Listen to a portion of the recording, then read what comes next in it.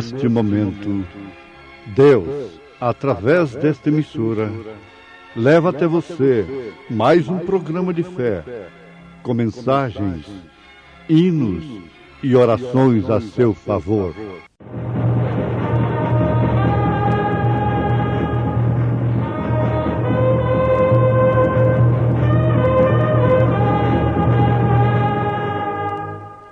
Fé para vencer.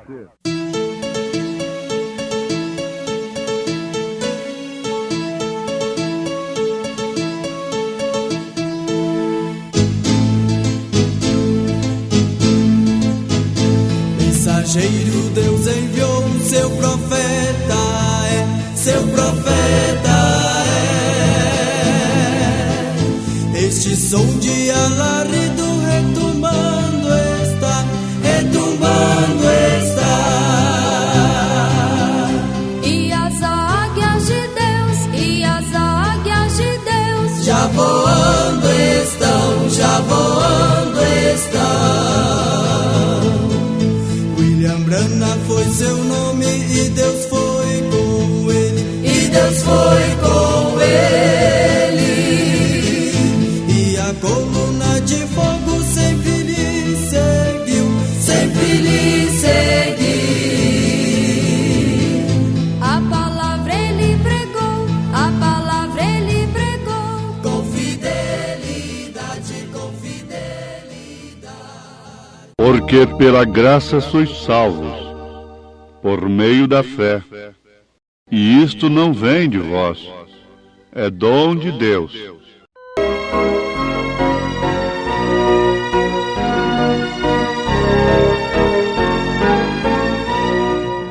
As obras de Abraão estavam expressando a fé que ele tinha na promessa de Deus.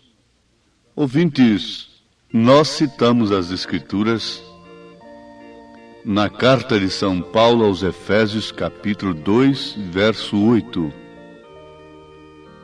Porque pela graça sois salvos, não por meio da fé, e isto não vem de vós, é dom de Deus. Não vem das obras para que ninguém se glorie. Verso 9. Muito bem. Parece que São Paulo está em choque com o que disse Santiago.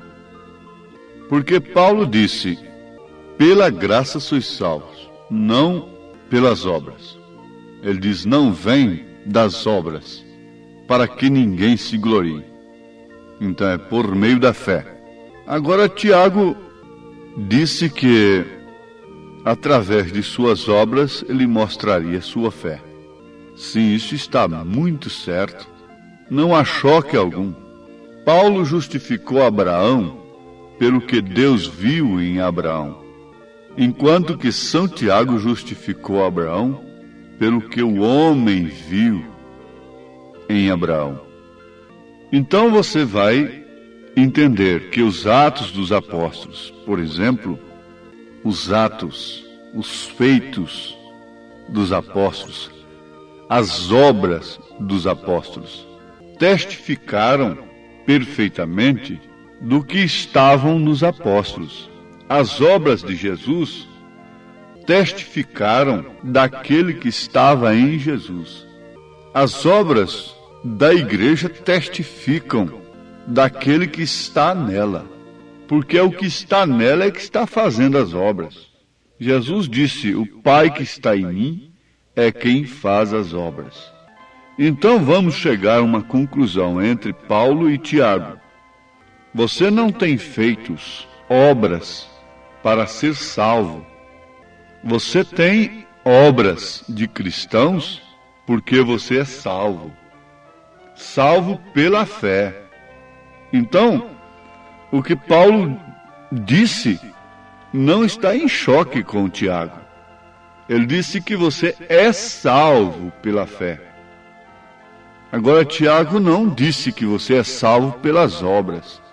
Tiago disse que pelas obras a gente pode provar a fé que tem. Isto quer dizer que sem fé é impossível agradar a Deus. Sem fé, não se pode crer na promessa de Deus e ter atos, obras, como a de Abraão. Então Paulo foi justificado por fé, como Abraão, como todos os crentes. Abraão creu em Deus. Isso foi o que Deus viu nele. Antes de lhe dirigir a promessa, Deus viu que havia fé em Abraão para receber aquela promessa. Deus é onisciente.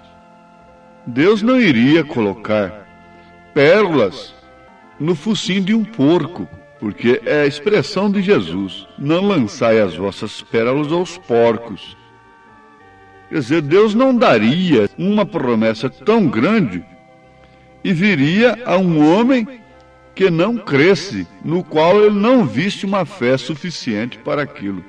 Você pensa que Deus vem dar essas promessas sobrenaturais para as pessoas que estão querendo ver as coisas de Deus somente pelos olhos naturais, pelos sentidos naturais? Não.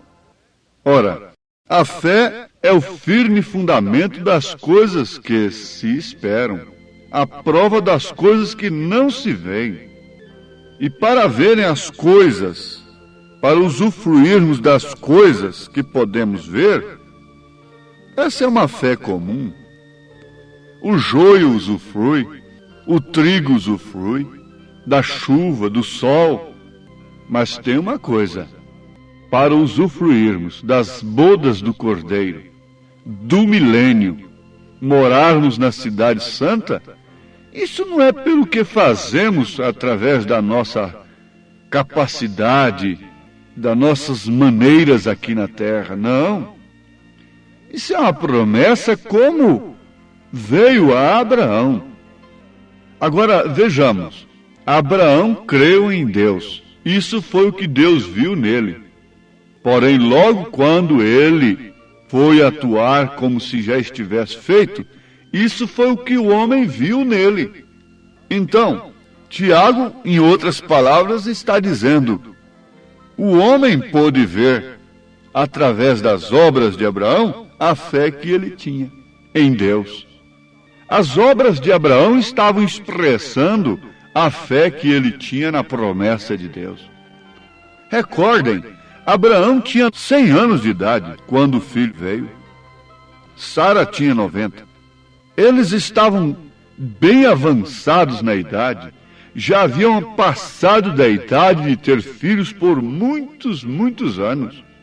E eles haviam vivido juntos como marido e mulher desde que eram jovens e não haviam tido filhos. Porém, ainda assim, Deus viu que aquele homem naquela idade tinha fé suficiente para receber uma promessa tão impossível aos olhos naturais. Era impossível ou não era? Sim, aos olhos naturais. Que qualidade de fé nos levará ao rapto? Somente essa que atende os nossos sentimentos? Aos nossos sentidos naturais? Não, não é essa qualidade de fé que nos levará no arrebatamento. Nem mesmo esta fé que cura um câncer nos levará no arrebatamento. De maneira alguma. É o poder da ressurreição. É uma fé diferente. É uma fé especial. É uma fé contra toda a razão, contra todos os sentimentos. Agora, Deus não dá essa fé. Ele não dá essa promessa a quem não tenha essa qualidade de fé. Isto é certo. Como Deus poderia fazer uma promessa a um homem que iria dizer: bom, se eu não tive filhos, quando eu e minha esposa estávamos no tempo de alcançarmos filhos, vamos dizer, se viesse a promessa que Sara ia abrir sua madre, quando ela era nova ainda, eu poderia crer. Mas agora, depois que já estamos velhos, com todos os costumes naturais cessados, Deus não viria a Abraão se Abraão não tivesse uma fé para receber aquela promessa. Isto deve ficar guardado no seu coração. Deus não viria a Maria para aquele fim. Deus não viria a outros para aquele fim que ele veio. E Deus não virá para a sua igreja para esse fim, arrebatar, levar no arrebatamento, porque isso é uma fé tremenda. É uma fé gerada na grande central elétrica de Deus. É uma fé gerada pelos 7 trovões de Apocalipse, capítulo 10, que o 7º anjo viria revelar. Os 7 trovões que você encontra no Apocalipse, que você encontra logo depois das 7 eras da igreja, é que gerará essa fé. É a revelação desses trovões que gera fé para o rapto, para o arrebatamento. Então, vejamos, Sara teria morrido quando ela descreu naquela promessa, estando atrás da tenda. Se ela não estivesse em Abraão, que é seu esposo, Deus teria matado a Sara, porque ela sorriu, descrendo de si mesma, de suas possibilidades. E a igreja que não está em Cristo está morta, porque ela não creu na mensagem sobrenatural do dia. Ela está morta porque ela não está no esposo. Ela está no poder nacional. Ela está no poder mundial. Ela está no poder monetário. Ela está no poder social. Ela está no poder religioso. Herodias estava no poder de Herodes. Jezabel estava no poder de Acabe. Mas Sara estava no poder de Abraão. Por isso ela não morreu. Por isso ela não foi fulminada naquela hora. E essa é a razão de não termos sido consumidos e estarmos aí imergidos na confusão religiosa do dia. É porque estamos em Cristo, por predestinação. Ninguém vem para esta mensagem porque quer. Isto é, o verdadeiro eleito. Ele vem por predestinação de Deus. Abraão creu na promessa. Ele creu nela. Ele preparou tudo para o cumprimento daquela promessa, para o nascimento do menino. O velhinho, dizendo assim: ora, nós vamos ter um menino. Então aquilo causava zombaria, causava crítica, causava escárnio. Veja, um homem tão bom como foi ele, tão reto, mas andou muito separado dos nossos sistemas, ficou doido, ficou louco, está caduco, dizendo que Deus lhe apareceu para dizer que eles vão ter um filho e que ele vai ser pai das nações e coisa e tal. Se eles não tiveram quando eram novos, não deu conta, agora que vão dar. Se eles não dão conta de fazer essas grandes coisas que estamos fazendo aqui, eles vão no arrebatamento. Veja só, vejam. Isso foi o que Deus viu em Abraão. Foi um velho se preparando para receber um menino, para receber o filho, com todos seus costumes cessados, a igreja, a Sara, lhe chamando de Senhor, com todos os costumes sociais cessados. Sim, ela não tinha mais nenhuma sensação, não tinha mais nenhuma emoção para que pudesse alcançar um filho. E é a esta igreja que vem o filho, que vem o segredo dos 7 trovões. Essa gente que está aí atrás de emoção, de sensação mesmo através da mensagem, pode ser que esteja em processo para alcançar uma fé especial. O profeta diz isto. As pessoas têm emoções e tratam de operar por emoções. Ele afirma: isso não funcionará. Ora, isto é assim, diz o Senhor. Isso não funcionará.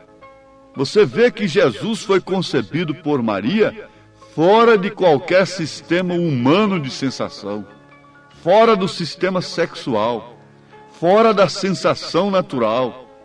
Um óvulo foi fertilizado por Deus e veio ao ventre de Maria. Maria não ofereceu nada, senão um receptáculo, senão um ventre, para que Deus viesse como mistério da piedade, não como mistério de 3 pessoas, mas mistério da piedade, porque o outro mistério é da iniquidade. Mas este, de Deus em carne, é da piedade. Deus se manifestou em carne. Esse é o mistério da piedade. E Maria não teve nenhuma sensação para conceber aquele menino. E quando a promessa veio a Abraão e Sara, eles não tinham nenhuma sensação humana. Eles não podiam ter nenhuma emoção combinando com aquela promessa, para dizer, bom, nós estamos em tempo de termos um filho, basta o Senhor nos abrir a madre, nós estamos fortes, nós temos potência, nós temos tudo, nós estamos funcionando em dias, está tudo na perfeita ordem, todo o sistema nosso está vivo, e o Senhor pode então nos mandar o filho. É assim que a igreja natural está crendo na vinda de Jesus. Temos feito grandes coisas, temos feito grandes obras, temos feito isto e aquilo outro. Estamos esperando a volta de Jesus e Ele vai nos levar porque fizemos grandes coisas aqui na terra. Não, o que fez Abraão? Tendas. O que fez Abraão? Um criador de gado ali separado, de ovelhas, com uns servos que apenas dispunham de uns facões, de umas enxadas e de coisas assim. Mas ele tinha uma coisa diferente de Ló. Não estou falando mais diferente do mundo. Ele tinha uma coisa diferente do justo Ló. Para começar, você veja a posição em que estava Abraão, o local onde vivia Abraão, e veja onde o justo Ló estava gemendo. Por que ele estava lá dentro gemendo? Foi a sua própria escolha. E ele estava ali governando, ele estava sendo uma bênção de Deus, porque um governador, que era justo, ele ficava na porta da cidade julgando. Estava ali um representante do Evangelho, posto por Deus, e os crentes diziam, graças a Deus, que nós temos um homem justo lá em cima, um representante do Evangelho. Oh, mas está certo. Vocês não sabem que vocês ficarão todos cegos, sodomitas? Sim, vocês não sabem disto, e que essa própria igreja olhará para trás, se transformará numa estátua de sal, e que estas filhas de Ló não gerarão outra coisa senão sistemas moabitas, para pôr em tropeço diante de Israel mais tarde, pelo falso profeta Balaão? É isso que essas igrejas têm gerado. Filhas de Ló, gerando sistemas, e uma sai da outra, renovada daqui, renovada dali, mas tudo moabitas. Esta é a grande verdade, à luz da palavra. Isso não pode ser suportado com um argumento, resistido com um argumento reto, justo, passivo, pela palavra de Deus. Isso tem que ser resistido com argumentos falsos, com injúrias, com artimanhas, com coisas que sempre a falsa igreja usou. É com o poder material, é com o poder natural que ela resistirá a esta mensagem, porque ela não tem o poder de Deus para resistir a esta mensagem. Herodias não tinha o poder de Deus para resistir a João Batista. Ela tinha o poder de Herodes para cortar a sua cabeça. Jezabel, pintada, de cara pintada, de unhas pintadas, não tinha poder de Deus para resistir a Elias, para resistir a Micaías. Ela tinha muitos doutores em teologia lá em cima. Ela tinha muitos pregadores. Ela tinha muitos homens de Deus, entre aspas. E tinha o poder de Acabe. Sempre foi o poder que ela vai usar contra a verdadeira mensagem. Mas Abraão, o que tinha ele? O que tinha Abraão para vencer os 5 reis e voltar e tomar a ceia com Melquisedeque? Você está vendo agora qual é a sua posição? Você é justo? Está gemendo por causa do pecado de Sodoma e de Gomorra? É Ló? Abraão não estava gemendo com coisa alguma. Abraão estava lá fora comendo um novilho cevado sob a promessa de Eloí. Ele era um filho de Deus para um determinado fim. Sim, ele falava do Pai que geraria o Filho. E essa é a posteridade, é Cristo. Disse São Paulo. Que Deus te abençoe no seu posicionamento. Você não é simplesmente um justo que fica aí gemendo pelo mundo, tentando fazer um serviço de consertar o mundo. Não há conserto para o mundo, meu irmão. O conserto que há para o mundo está naquele batismo do fogo. Isto sim, e na intervenção divina para o milênio. Esse é o conserto real. Essa é a renovação da terra. Oh, que Deus te abençoe nesta posição agora. Isto é o gozo do Espírito no seu coração. Isto é a fé verdadeira. Isto são as obras verdadeiras do Espírito Santo. Deus te abençoe nesse instante com esta bênção desta palavra. A palavra de Deus no seu coração. A promessa que veio a Abraão está no seu coração. Em nome de Jesus Cristo. Amém.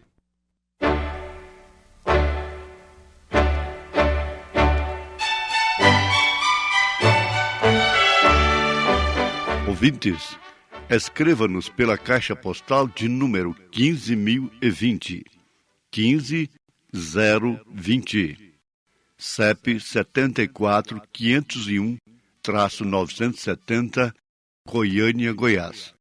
O nosso endereço na internet é www.apalavraoriginal.org.br.